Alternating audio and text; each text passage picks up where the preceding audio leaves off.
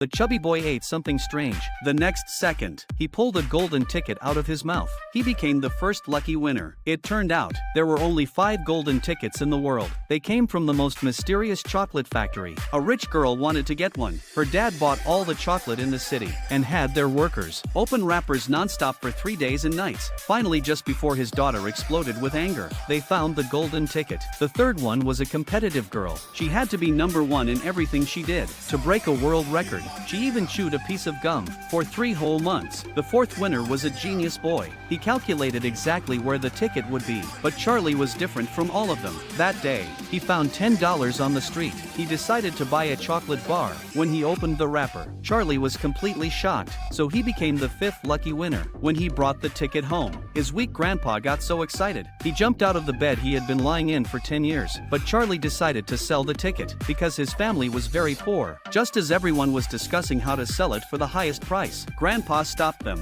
He told Charlie, only a fool would sell it. Are you a dummy? No, sir.